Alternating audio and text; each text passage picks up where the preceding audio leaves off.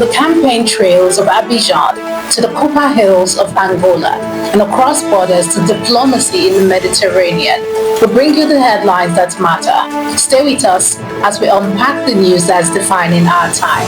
This is the African News Update on Top Accolade News. The headlines: Simone Gbagbo mobilizes women ahead of 2025 Ivory Coast vote. Angola's first major copper mine set to begin production. Shell seeks appeal against South African court blocking offshore drilling. Lesotho pushes for easier travel and work rights in South Africa.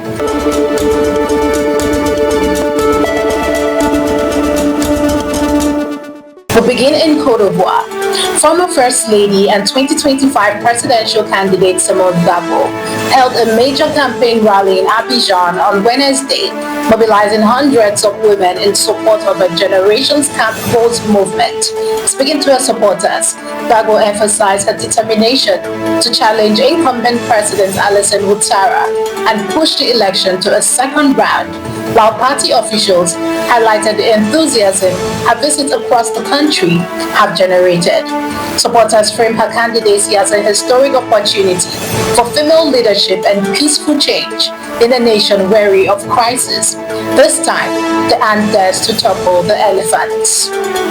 From the political rallies of Abidjan to the resource-rich hills of Angola, Angola will inaugurate its first major copper mine on October 29th, officials announced, marking a $250 million investment. The mine is expected to produce 25,000 metric tons of copper concentrate annually in its first 2 years, with an initial open pit operation transition into underground mining in 2026 and an offtake agreement in place with Glencore. The project underscores Angola's push to diversify beyond oil and secure critical metals for the global renewable energy transition. From black gold to red metal, Angola is wiring its future for a cleaner, electrified world. Speaking of power struggles, the spotlight now shifts from politics to energy, where ambition meets the law. Shell has applied for the right to appeal a Western Cape High Court that blocked exploration in South Africa's offshore block 567, citing misinterpretation of the National Environmental Management Act and operational constraints beyond the law. The appeal is being filed alongside the South African government following an August court order that set aside prior environmental authorization for drilling in the Orange Basin, a region extending from Namibia into South African waters. As environmental concerns clash with energy ambition, black gold ambitions meet green law in a high-stakes courtroom tug of war. Borders are also under scrutiny, but this time in Southern Africa, where the question is not oil but the freedom to move. Lesotho's Basotho Action Party has launched a campaign urging the government to allow citizens to use national ID cards instead of passports for travels, work, study, and residency in South Africa. Party leader Nkosi Mahao emphasized the shared history between the two nations and called for formal negotiations with Pretoria, while Home Affairs Minister Lebona said both countries are developing a new migration model supported by the International Organization for Migration. The campaign has gained early traction, with hundreds signing the petition. In a region where borders often divide daily life, a card should open doors, not block lives. You're watching the African News Update on Top Accolade News. Do stay with us. Still to come.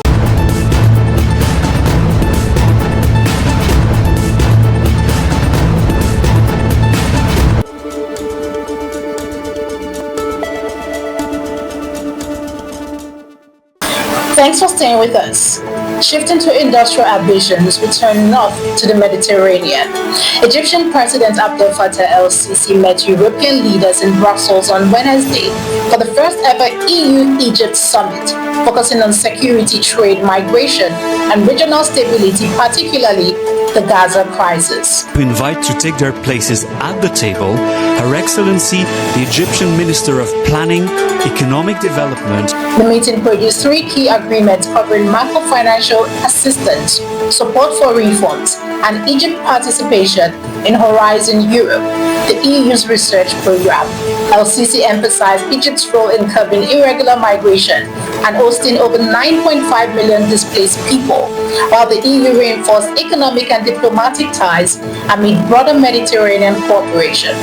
As Europe and Egypt seek stability in a turbulent region, partnership here is not just diplomacy, it is a lifeline for millions on the move. We now turn to Sudan, where the struggle for control is reaching new heights. Sudan's paramilitary rapid support forces launched a drone attack on Khartoum and its main airport on Thursday, a day after the first passenger flight in 2 years landed, though the Sudanese military intercepted the drones without damage. The assault highlights the deadlocked 2023 conflict between the RSF and the military, which has killed at least 40,000 people and left 30 million in need of humanitarian aid, with Darfur and Kordofan hit the hardest. UN agencies call for immediate cessation of hostilities and protection of civilians as famine and siege conditions worsen. In Sudan, the sky may be quiet for a day, but the ground remains a battlefield for survival. Amidst all these global struggles, the most profound journey is often the one inward. Nollywood actress Tonto Dike has opened up on Instagram about her spiritual rebirth, detailing personal struggles with anger, depression, and past self-destructive behavior, including suicidal thoughts. She credited the Holy Spirit with helping her transform her life, embrace empathy, and adopt celibacy as part of a new faith. Dike described her journey as moving from inner turmoil to peace, highlighting the importance of surrendering to God for true change. Her story serves as a powerful testament that even the deepest wounds can become the doorway to grace. Finally, to the field of play. The Confederation of African Football has named an all-Ivorian officiating crew for the CAF Champions League second leg match between Nigeria's River United and Mozambique Black Bulls at Godswill Akpabio International Stadium, Uyo, on Saturday, October 25th, 2025. The refereeing team will oversee proceedings to ensure neutrality and professionalism as Rivers United aim to overturn a 1-0 first leg deficit to advance to the group stage, while the Black Bulls can qualify with a draw or narrow defeat. With high stakes and neutral officials in place, one thing is certain: in Uyo, every whistle could echo a team's dream or despair. That's a wrap for tonight. From politics and economy to conflict, culture, and sports, Africa continues to navigate challenges and opportunities with resilience and vision. I am Ojarume Okocha, and this is the African News Update on Top Accolade News, keeping you connected to the pulse of the continent.